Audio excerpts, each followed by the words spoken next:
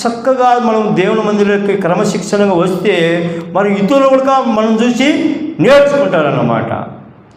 మనమే రాకపోతే చాలామంది రక్షింపబడి ఉంటారు, ఎప్పుడప్పుడు దేవుని వాక్యం బాగా తెలుసుకుంటారు, అయితే ఇంకా వాళ్ళు లేటుగా వస్తారనమాట. లేటుగా మనం దేవుని మందిరానికి ఎప్పుడు రాకూడదు అనమాట. ఆ దినాల్లో మరి ఇప్పుడున్న ప్రతి ఒక్కరికి వాహనాలు ఉన్నాయి. ఆ దినాల్లో వాళ్ళకు వాహనాలు లేవు, కాలినడకతోనే పోవాలి వాళ్ళు. ఎక్కడికి? యెరూషలేముకి ఆరాధించేందుకు. ఇప్పుడన్నా మనకు అనుకూలంగా అన్నీ ఇచ్చినాడు దేవుడు. అయితే వాళ్ళకు అప్పుడు ఏమి లేవు, కాలినడకతోనే ఒంటెల మీద గాడిదల మీద నడుచుకుంటూ వాళ్ళ ప్రయాణము యెరూషలేముపై వాళ్ళు దేవుని ఆరాధించాలన్నమాట. అయితే మనం దేవుని మందిరంలోకి మనం చక్కగా బిరుబిరు త్వరగా వచ్చి మనం దేవుని మందిరంలో చక్కగా క్రమశిక్షణగా మనం ముందే వచ్చి దేవునిని ఆరాధించాలా. కొంతమందికి ఆరాధన వాక్యమే దొరకదు. అప్పుడు వచ్చి మనం ఏమని ఆరాధిస్తాము చెప్పండి? వాక్యం ప్రకారము మనం విని దాని ప్రకారం మనము ఆరాధిస్తామన్నమాట.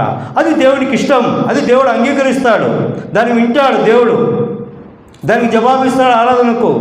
అది కాబట్టి దావీదు చక్కగా దేవుని ఆయన యోగంలో లేచినాడు. చూడండి, తెల్లవారుజామున లేచి దేవుని మందిరంలో ఆయన అన్ని సిద్ధపరచుకొని ఆయుధములు సలమళ్ళలు అన్ని చేతలు పట్టుకొని దేవుని మందిరం చక్కగా పాటలు పాడుతున్నాడు.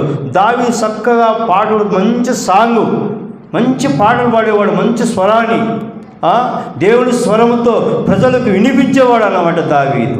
చూడండి, అట్లా మనం కూడా ఈ హృదయకాలంలో దేవుని సన్నిధిలో చక్కగా మనం పాటలు నేర్చుకొని ఒక క్రమశిక్షణలో దేవుని మనం ఆత్మతో సత్యముతో దేవుని ఆరాధించాలా. ఇలాంటిది గ్రహింపు ఎవరికి ఇచ్చాడంటే దైవజనుడు భక్సింగయ్య గారికి ఈ పదం నేర్పించినాడు అన్నమాట. ఆత్మతో సత్యముతో ఆరాధించాలా. ఆ మాట చెప్పి ఒక సిస్టర్, ఒక బ్రదర్ క్రమశిక్షణగా ఆరాధించండి. అది మనకు ఒక క్రమం. మనం ఆరాధిస్తేనే దేవుడు మనం బ్లెస్సింగ్, మనం దేవుడు ఆశీర్వదిస్తాడన్నమాట. మనం ఆరాధించాలా.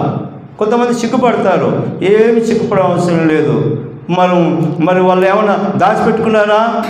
ఆదాము భయపడినారు. మళ్ళీ తిరిగి దేవుని సన్నిధిలో వారు ఒప్పుకొని విడిచిపెట్టిన తర్వాత అప్పుడే వారు దేవుని మాయపరిచినారన్నమాట. అందుకు కాబట్టి ఈ హృదయకాలం మనం జ్ఞాపకం చేసుకుని